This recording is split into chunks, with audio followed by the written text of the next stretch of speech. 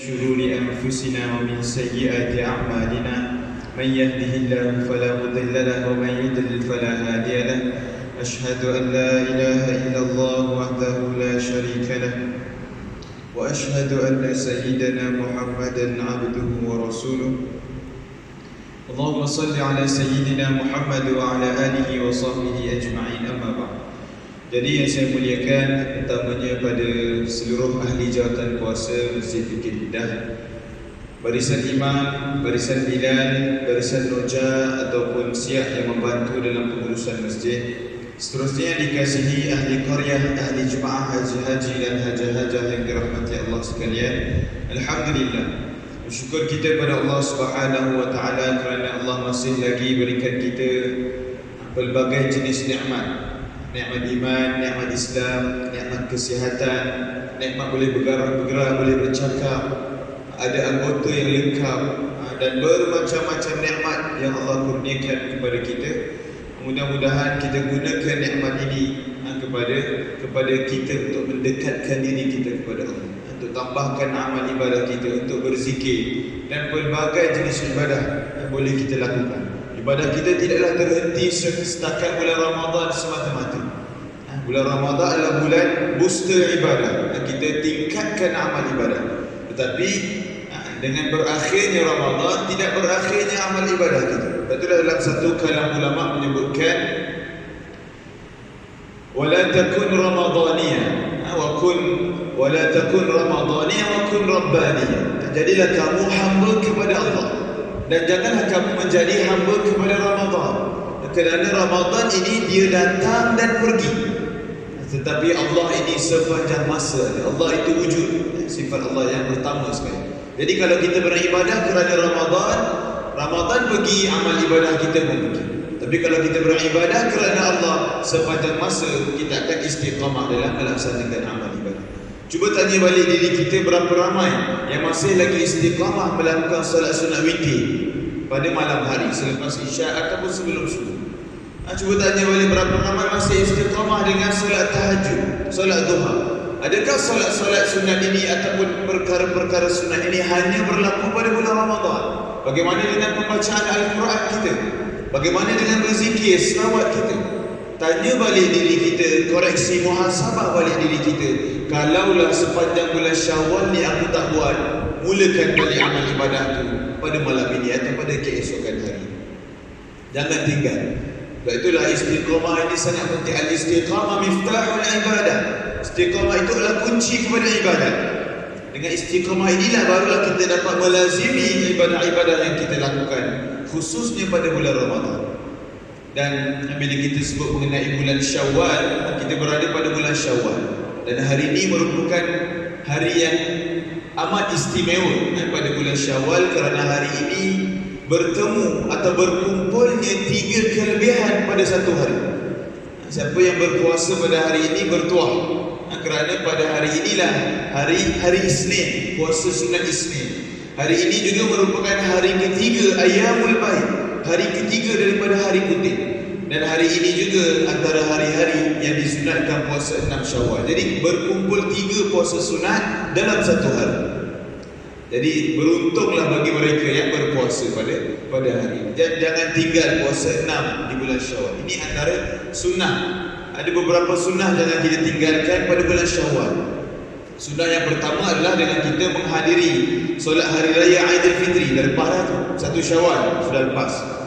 Sunnah yang kedua adalah dalam hadis Nabi ada menyebutkan, barang siapa yang berpuasa pada bulan Ramadan, thumma atba'ahu sittan min Syawal, kemudian diikuti dengan puasa 6 hari di bulan Syawal, sesungguhnya dia seolah-olah berpuasa kasyamid dah, seolah-olah berpuasa selama setahun. Jadi jangan tinggal puasa 6 di bulan Syawal, tak perlu berturut. Ada orang tanya, Ustaz perlu berturutan ke puasa 6? Tak perlu. Nak puasa hari Isnin, Rabu, kemudian Isnin minggu depan, tak ada masalah. Asalkan 6 hari puasa itu dalam bulan Syawal. Ustaz nak gabungkan dengan puasa qada boleh ke tak boleh? Boleh, tak ada masalah. Afdalnya diasingkan. Tapi kalau nak gabungkan puasa qada dengan puasa 6, tak ada masalah. Ustaz saya ni tak berpuasa penuh di bulan Ramadan. Jadi kalau saya puasa 6 di bulan Syawal, dapat juga ke puasa setahun tadi? Tetap dapat juga. Syaratnya kena qada dahulu puasa yang ditinggalkan. Qada dahulu ataupun nak sekalikan dengan puasa sunat pun tak ada masalah. Jadi banyak keringanan-keringanan Islam telah sediakan, syariat telah sediakan, tinggal kita sahaja mahu berpuasa ataupun tidak. Jadi berbaki lagi 14 hari ataupun 13 hari di bulan Syawal, ayolah kita berpuasa. Bagi yang telah selesai berpuasa, tahniah. Dan puasa 6 yang terbaik adalah puasa 2 Syawal sehingga 7 Syawal, 6 hari selepas hari raya. Itu puasa 6 yang terbaik. Ada pun bagi mungkin mereka yang nak puasa sedikit-sedikit, Isnin Khamis, tak ada masalah. Boleh juga nak, asalkan berpuasa. Jadi jangan tinggal puasa 6 di bulan Syawal. Juga banyak juga budaya-budaya di masyarakat Melayu, khususnya di negara Malaysia ini. Banyak budaya-budaya kita nampak macam budaya yang biasa, tetapi sebenarnya dia selari dengan sunnah Nabi. Antaranya budaya kita memberi duit raya. Beri duit raya nampak macam semata-mata budaya, tetapi bila kita selarikan dengan syariat Islam, budaya memberi duit raya itu dia selari dengan konsep kita memberi sedekah ataupun memberi hibah ataupun hadiah. Sama sahaja, kita bagi duit raya dengan niat sedekah. Jadi dia termasuk dalam kategori kita bersedekah, memberi budak-budak ke dan sebagainya. Cuma masalah pada pemberian duit raya ini bila ada competition, bila ada persaingan antara kita dengan orang lain. Jiran aku ni bagi RM20, takkan aku nak bagi RM10? Tak boleh ni. Jadi dia nampak benda tu macam seolah-olah persaingan. Bila mana sedekah ataupun hibah ataupun hadiah, dia melibatkan sukarela. Kita memberi mana yang takat kita mampu. Jangan kita malu dengan perbezaan ataupun amount yang lebih tinggi jiran-jiran kita, saudara kita bagi. Sebab apa? Sedekah ini kayu ukur daripada keikhlasan dan kemampuan. Itu yang akan beri kita pahala. Kerana kita duduk nilai, kadang-kadang ada orang sampai buat loan. Dia pergi bank buat loan, buat financing, ambil RM20,000 nak bagi duit raya sahaja. Nak bagi RM50 seorang, RM100 seorang. Jadi sampai buat loan ni satu masalah. Jadi budaya itu kena selarikan dengan sunnah dan berpada-pada. Jangan kita berlebihan dalam pemberian duit raya. Begitu juga dengan penerima duit raya. Jangan bila terima duit raya buka sampul, ya Allah RM3 je cakap kok-kok lah. Jadi penerima sedekah ni pun dia kena ikhlas dalam menerima sedekah. Kena qanaah, kena berpuas hati dengan apa yang diberikan. Sebab itu sedekah bukan hutang. Jadi pemberi sedekah dan penerima sedekah kena ikhlas dalam amalannya dilakukan. Cuma satu benda yang agak ketat yang disebut dalam bermacam-macam fatwa yang dikeluarkan daripada peringkat negeri adalah hukum bermain mercun. Mercun ni nak kata budaya pun memang tiap tahun lah biasanya raya ni main mercun kan. Tapi bila mana kita rujuk dalam artikel Pejabat Mufti Wilayah, hukum dia tak ada khilaf, tak ada perbezaan pendapat, tak ada. Mufti Wilayah sebut haram terus. Kerana apa? Dia melibatkan kemudaratan. Berapa ramai manusia yang main mercun mengalami kecacatan kekal, hilang jari, ada yang sampai kematian. Itu melibatkan mudarat.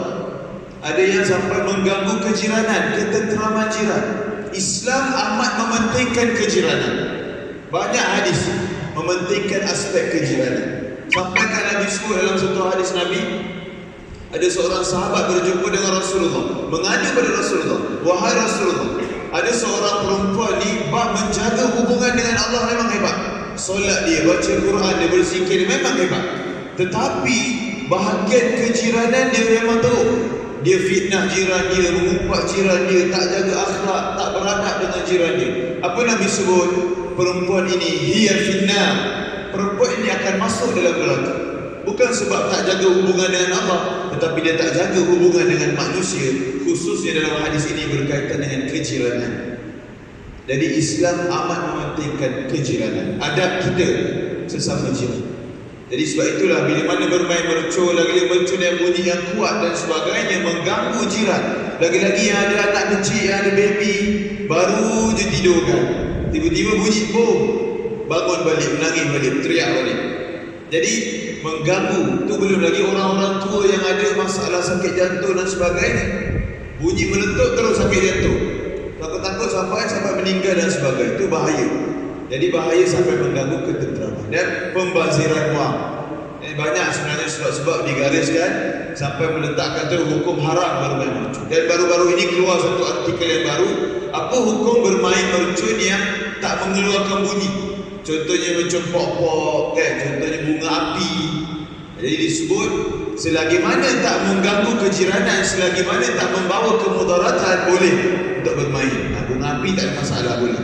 Tetapi tetap ada unsur pembaziran juga lah.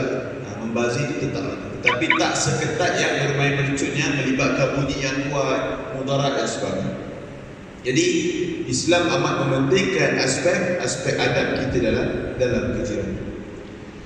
Jadi itu secara mukaddimah kita dalam bulan Syawal. Begitu juga dengan adab kita ziarah menziarahi, kunjung mengunjungi kita. Itu semua nampak macam budaya, tetapi dia selari dengan sunnah Nabi. Nabi sebut dalam hadis, banyak hadis disebut, barang siapa yang ingin rezekinya diluaskan dan dipanjangkan umurnya, maka sambungkanlah silaturahim. Ini satu hadis Nabi menyebutkan. Jadi dengan kita ziarah menziarahi, kunjung mengunjungi ini, kita menyambung silaturahim. Jadi banyak kelebihan yang ada. Dengan 2 tahun kita telah pandemik, 2 tahun kita tak dapat nak ziarah.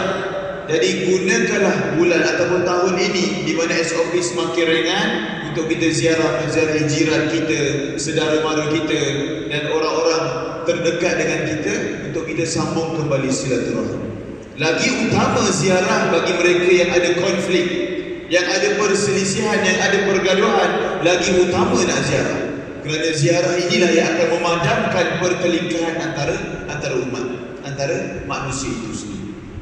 Perlu kita ingat satu ancaman keras daripada Nabi dalam satu hadis Nabi, hadis yang pendek, la yadkhulul jannah qati'us silah. Tidak akan masuk ke dalam syurga mereka yang memutuskan silaturahim. Hadis yang pendek tetapi nilai ataupun impaknya sangat besar bagi mereka yang memutuskan silaturahim atau menjadi punca kepada pemutus silaturahim. Dalam hadis lain, la yadkhulul jannah an-namam. Tidak akan masuk ke dalam syurga pengadu domba. Antara pengadu domba ni, dialah punca kepada pergaduhan antara pihak A dengan pihak B. Dia duk cakap, oh orang ni buat macam ni, orang ni buat macam ni. So dia punca pergaduhan orang lain. Ini pun disebut oleh Nabi Muhammad sallallahu alaihi wasallam akan masuk ke dalam neraka. Jadi berjaga-jagalah. Amalkan persaudaraan ataupun orang kata perdamaian di antara kita. As-sulhu khair, was-sulhu khair disebut dalam Al-Quran. Dan perdamaian itu amat baik di sisi Allah Subhanahu wa taala. Jadi kalau ada yang mungkin tengah gaduh-gaduh manja lagi dan sebagainya, eratkan balik silaturahim kita. Jangan ada pergaduhan, kerana semakin lama kita bergaduh, semakin kita ini semakin tinggi persepsi dalam diri kita. Persepsi kita, kemarahan kita, kecil hati kita semakin tebal menebal dalam diri, akhirnya boleh putus saudara kita. Jadi berjaga-jagalah. Bila mana ada yang tak puas hati dan sebagainya, selesaikan segera. Takut-takut benda ini dibawa sampai ke padang mahsyar. Dekat padang mahsyar minta maaf dah tak valid dah. Dekat padang mahsyar bagaimana proses minta maafnya adalah, proses minta maafnya adalah dengan kita memberikan pahala kita pada dia ataupun kita mengambil dosa dia daripada kita. Inilah yang dikatakan golongan muflis di akhirat. Sebut dalam satu hadis. Jadi hubungan dengan manusia itu sangat penting, dan bermula dengan Syawal ini kekalkan ataupun eratkan persaudaraan kita, insya-Allah. Jadi insya-Allah kita akan sambung tadabbur surah Al-Fatihah kita. Sebelum ini kita berhenti pada awal surah ataupun awal basmalah. Kita membincangkan mengenai Bismillahirrahmanirrahim. Kita telah bincangkan mengenai Bismillahirrahmanirrahim. Apakah perkara yang tersirat pada Bismi, pada Allah, pada Ar-Rahman dengan pada Ar-Rahim. Secara umumnya sebelum ini telah dibincangkan. Dan antara intipati ataupun perkara yang tersirat daripada Bismillahirrahmanirrahim adalah bila mana kita membaca dengan nama Allah yang Maha Pemurah lagi Maha Mengasihani, seolah-olah segala perbuatan itu dimulakan dengan nama Allah. Ini juga secara tersiratnya kita mengakui bahawa Allah itu wujud dan kita ini makhluk yang diwujudkan oleh Allah. Bila kita sebut dengan nama Allah, Allah itu wujud. Allah tidak ada awal dan tidak ada akhir. Dan kita ini adalah kewujudan yang diciptakan daripada Allah. Ini juga yang kita telah bincangkan atau telah kongsikan sebelum ini, teori Big Bang yang disebut dalam surah Al-Anbiya ayat 30. Teori Big Bang inilah teori yang di mana segala perkara atau benda yang di alam semesta ini tercipta daripada satu letupan. Disebabkan ketumpatan atau kepanasan yang tinggi meletup atau meletus alam semesta ini menghasilkan galaksi, bima sakti, planet-planet, makhluk-makhluk, termasuklah manusia dan sebagainya. Jadi ini teori yang didatangkan oleh golongan barat. Didatangkan teori ini dan mereka mengatakan daripada teori Big Bang inilah, letupan yang berlaku inilah terhasilnya juga God, terhasilnya juga Tuhan. Ini adalah benda yang salah di sisi. Dan Islam menerima teori Big Bang, tetapi Allah yang menciptakan teori Big Bang untuk menciptakan alam-alam yang lain ataupun benda yang ada di dunia. Ini disebut dalam surah Al-Anbiya ayat 30. Seperti mana kita bincangkan sebelum ini, asalnya langit dan bumi itu satu. Sekarang ni kita berada antara langit dan bumi. Disebut dalam surah Al-Anbiya ayat 30, asalnya langit dan bumi itu adalah satu benda yang sama, satu jirim atau jisim yang sama. Kemudian ditarik, dipisahkan langit dan bumi ini, kemudian barulah adanya hidupan-hidupan di bumi ataupun di alam semesta ini. Inilah teori Big Bang yang disebut. Cumanya Allah yang menciptakan proses ini, bukan Allah yang tercipta daripada proses ini. Ini fahaman daripada kita sebagai umat Islam.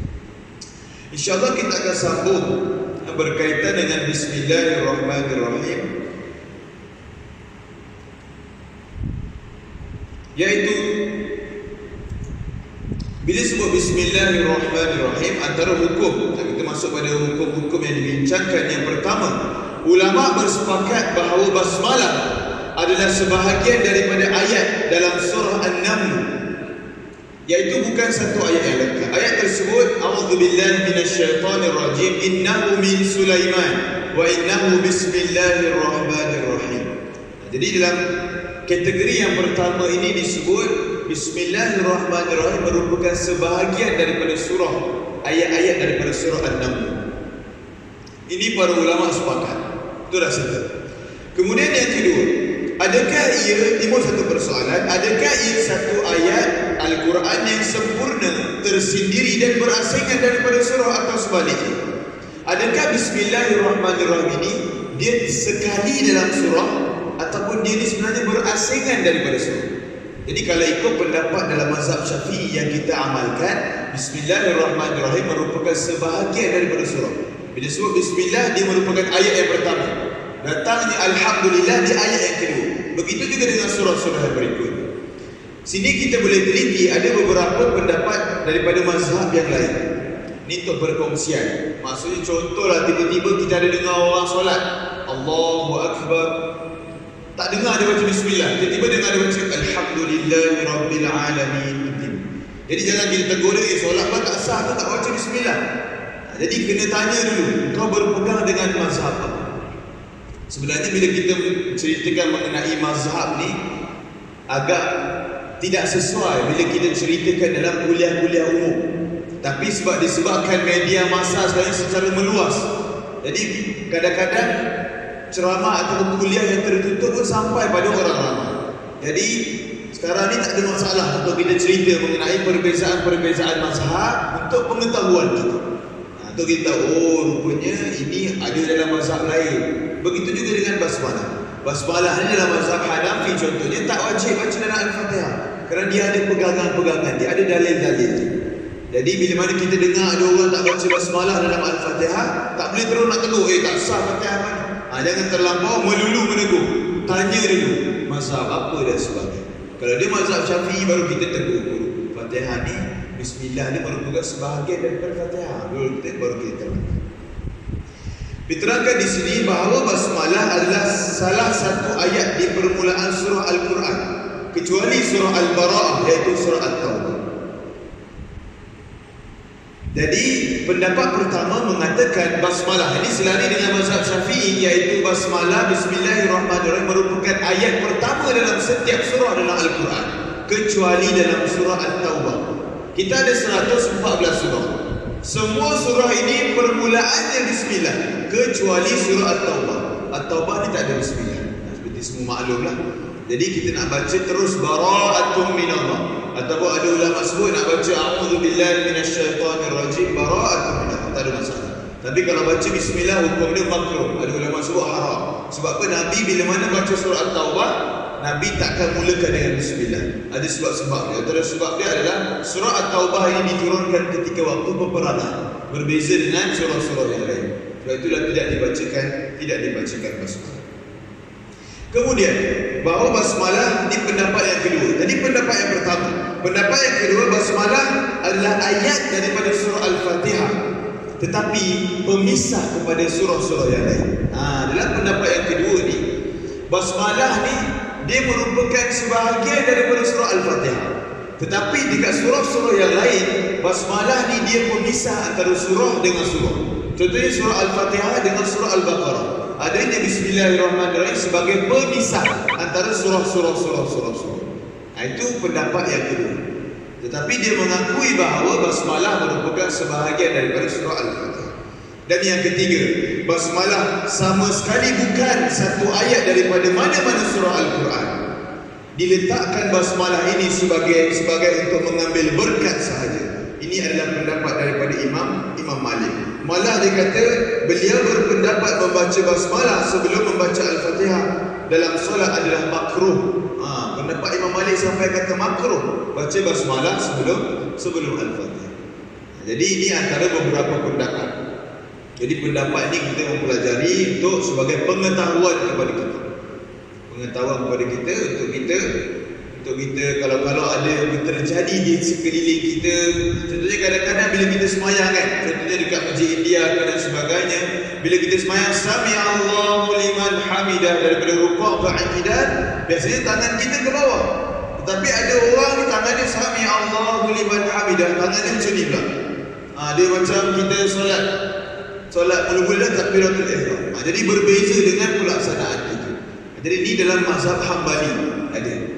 Begitu juga dengan contohnya kita nampak ada seorang dia tengah solat, dia pakai seluar pendek. Seluar pendek dia kiranya lutut tak tertutup. Lutut tak nampak lutut dia, tapi dia tengah sembahyang. Rupanya bila kita cek balik, rupanya di sisi mazhab Maliki, batasan aurat adalah antara pusat hingga lutut. Maksudnya lutut itu kalau terdedah dia bukan aurat. Di sisi mazhab Syafi'i, penutupan aurat dia ada dua konteks. Yang pertama antara pusat hingga lutut. Itu yang pertama. Yang kedua, Imam Syafi'i mengambil satu hadis, lebihkan menutup aurat itu merupakan satu kewajipan. Jadi sebab itulah pusat dan juga lutut termasuk dalam penutupan aurat. Kerana ada hadis Nabi menyebutkan lebihkan menutup aurat itu merupakan satu kewajipan. Jadi ada dua hadis yang dipegang oleh Imam Syafi'i. Sebab itulah pusat dan lutut juga termasuk. Tapi ada mazhab lain, lutut dan juga pusat tak termasuk dalam aurat. Dia antara pusat hingga lutut.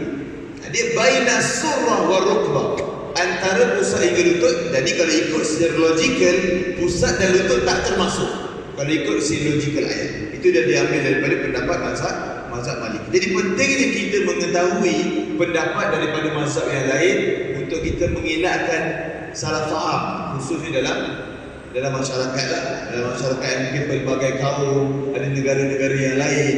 Jadi kita boleh cek dulu, kita boleh tanya dahulu sebelum kita nak bagi penjelasan. Itu merupakan perbezaan pendapat pada basmalah. Begitu juga dengan auzubillah. Kita bincang sebelum ini, auzubillahi minasyaitonirrajim. Di sisi mazhab kita sunat sahaja membaca isti'azah. Tetapi di sisi mazhab lain ada yang mengatakan membaca isti'azah auzubillah ini merupakan kewajipan. Tak baca tak sah solat. Ada pendapat begitu dalam mazhab yang lain. Jadi mereka mengambil, kenapa mazhab lain mengatakan wajib? Kerana bila disebut fa idza qara'tal Qur'an fasta'iz billah. Bila sebut fasta'in billah, dia dalam bentuk fi'il amr, iaitu bentuk suruhan. Fasta'in billah, mintalah perlindungan daripada Allah. Jadi seolah-olah macam wajib. Jadi bila mana wajib, ada ulama sebut membaca isti'azah ini wajib ketika sebelum nak membaca Al-Quran. Ada yang kata begitu. Tapi dari segi Imam Syafi'i ni pakar lughah, pakar dalam bahasa Arab. Jadi dia faham tak semua suruhan itu membawa kepada wajib. Contohlah kita ni hari-hari solat duha contoh. Kemudian orang tanya, awak solat duha ke tak? Mesti contohnya. Dia jawab mesti. Mesti itu kalau ikut secara literalnya, mesti itu membawa kepada wajib. Sedangkan solat duha tu sunat je, tapi sebab dia dah melazimi solat duha tu seolah-olah macam wajib untuk diri ni. Ini kita kiaskan kepada komunikasi sama kita lah. Sebab itulah bila sebut arahan daripada Allah, tak semua arahan itu bersifat wajib. Ada arahan yang membawa kepada sunat dan juga sebab ini dalam ilmu usul fiqh. Itu kena bincang tempat lain lah, panjang perbincangan. Kemudian fadilat dan kelebihan kita membaca basmalah. Bismillahirrahmanirrahim ini sebenarnya banyak khasiat-khasiat, banyak kelebihan-kelebihan. Kelebihan yang pertama, biasanya bismillah ini digunakan untuk membaca ruqyah, ayat-ayat dalam perubatan Islam. Bila lah ustaz tu nak mengubat orang yang mungkin tengah histeria ke menerima gangguan, mesti akan dimulakan dengan bismillah, dengan nama Allah. Ini bentuk tawakal kita bahawa Allah lah memberikan penyembuhan kepada segala bentuk penyakit, walaupun melibatkan perubatan Islam. Disebut di sini antara fadilat dan kelebihan basmalah. Basmalah adalah bacaan pembuka kepada setiap amalan, baik seperti makan, minum, duduk, bangun, menulis, membaca, tidur. Segala perbuatan kita dimulakan dengan basmalah. Ini selari dengan hadis Nabi, kullu amrin dhi balin la yubda'u fihi bismillah fahuwa abtar, ataupun dalam hadis yang lain fahuwa aqta. Maksudnya setiap perkara yang baik tetapi tidak dimulakan dengan bismillah ataupun bismillahirrahmanirrahim, maka ia menjadi terpotong, ia menjadi kurang. Jadi ada para ulama sebut setiap amalan yang tidak dimulakan dengan bismillah, amalan tersebut tertolak. Ada ulama sebut begitu, tertolak terus. Contohnya dia buat satu, dia sedekah. Kalaulah sedekah tadi tak dimulakan dengan bismillah, sedekah tadi tertolak. Tetapi Imam Nawawi mensyarahkan hadis, dia menyebutkan maksud tertolak ini ataupun maksud terkurang ini adalah kurangnya keberkatan bila mana kita tak menyebut nama Allah bila melakukan mana-mana kebaikan. Kita bersedekah, kita tak baca bismillah, kurang keberkatan, pahala dia tak dapat. Sebab apa? Dia tetap dalam kategori amal kebaikan. Sebab itu dalam hadis sebut setiap perkara yang baik itu bila kita buat dapat pahala, tapi kurangnya keberkatan. Lalu masuk keberkatan, barakah bermaksud ziyadatul khair, bertambahnya kebaikan dari sudut apa? Keselamatan, kesihatan, emosi, kewangan dan bermacam-macam. Jadi bila bertambahnya keberkatan, bertambahnya kebaikan, jadi daripada sudut-sudut tadi akan bertambah. Dari segi kewangan kita Allah tambahkan, dari segi keselamatan kita Allah jaga, dari segi emosi kita Allah pelihara dan bermacam-macam. Itu pentingnya keberkatan dalam kehidupan. Jadi dalam setiap amalan kita nak buat apa? Kita nak makan, Allahumma barik lana fima razaqtana, bismika Allahumma ahya wa amut. Nak tidur, nak bangun, alhamdulillahilladzi ahyana ba'dama. Semuanya dimulakan dengan nama Allah. Kalau tak baca doa spesifik pun, baca bismillah pun memadai, tak ada masalah, asalkan mulakan dengan nama Allah. Bersemua segala amal, segala perbuatan yang kita lakukan, perkara yang kedua, bahawa tidak halal memakan daging binatang ternakan yang disembelih tanpa dibacakan ke atasnya nama Allah. Disebut dalam surah Al-An'am, wala ta'kulu mimma lam yuzkar ismullahi alaih. Dan janganlah kamu memakan apa-apa iaitu daging binatang ternakan yang tidak disebutkan nama Allah ke atasnya. Jadi ini antara bentuk bila mana kita melakukan sembelihan ayam atau mungkin akan datang ni hari raya korban. Jadi bila mana sembelihan itu tidak disebut nama Allah, sembelihan itu akan tertolak. Itulah yang membezakan sembelihan antara umat Islam dengan agama yang lain. Ada kaedah sembelihan ni. Mulakan dengan nama Allah dan perlu diputuskan 2 urat yang wajib diputuskan. Dan kena biarkan darah itu mengalir.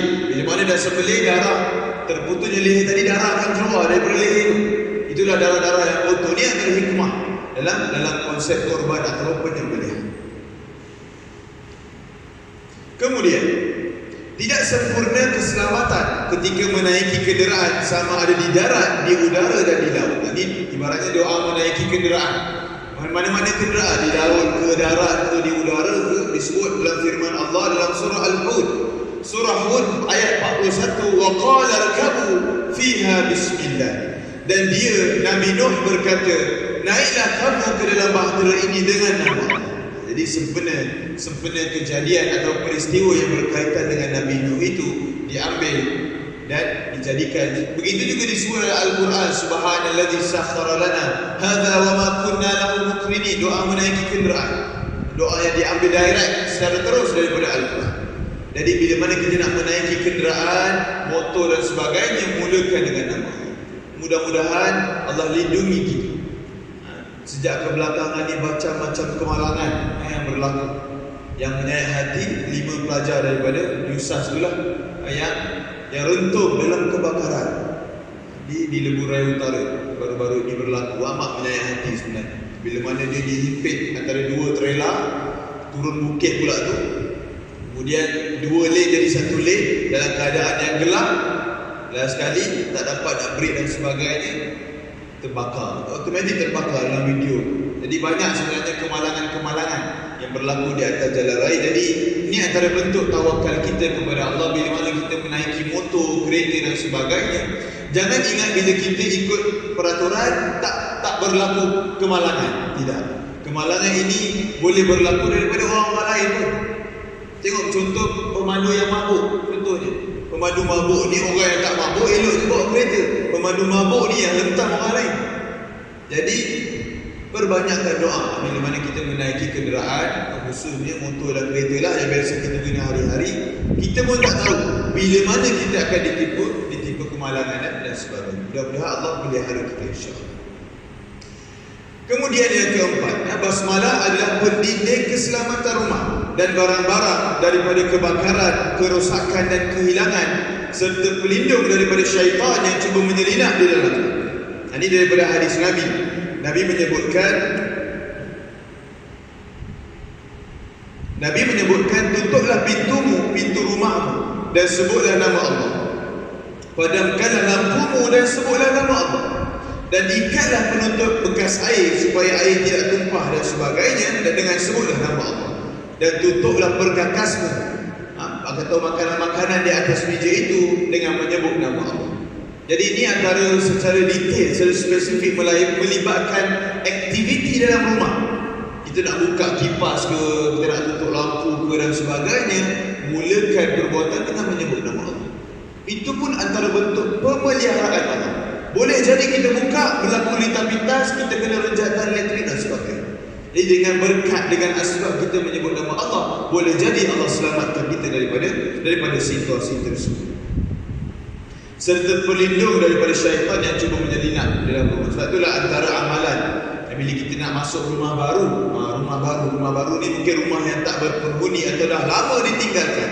Antara sunnahnya disebut kita baca surah Al-Baqarah. Surah Al-Baqarah. Tak baca penuh pun, bacalah sebahagian pun tak ada masalah. Itu antara bentuk pendinding bagi rumah. Ru'yah lah orang kata, ayat-ayat pendinding untuk rumah kita. Daripada mungkin dah ada penghuni lain yang menghuni dalam rumah, jin, syaitan dan sebagainya. Jadi bagi mengelakkan, bagi signal kepada mereka bahawa dah ada tuan rumah yang baru, suruh mereka keluar, antaranya dengan membaca Al-Baqarah, solat sunat, dan sentiasa melazimi perkara baik, perkara ketaatan kepada Allah. Itu antara sunnah yang disebut. Kemudian seterusnya basmalah juga adalah pendinding bagi suami isteri agar anak-anak mereka tidak diganggu oleh syaitan, bermula daripada persetubuhan hinggalah sesudah melahirkan anak. Nabi bersabda, amma inna ahadakum idza ata ahlahu wa qala bismillah Allahumma jannibna syaitan wa jannib syaitana ma razaqtana faruziqa walada lam yadurruhu syaitan. Maksudnya jika seseorang daripada kamu mahu mendatangi isterinya dan membaca dengan nama Allah, jauhkanlah kami daripada syaitan dan jauhkanlah syaitan daripada anak yang engkau rezekikan kepada kami. Ini antara doa. Ini semua orang tahu lah kot. Dan doa sebelum kita nak melakukan hubungan antara suami isteri.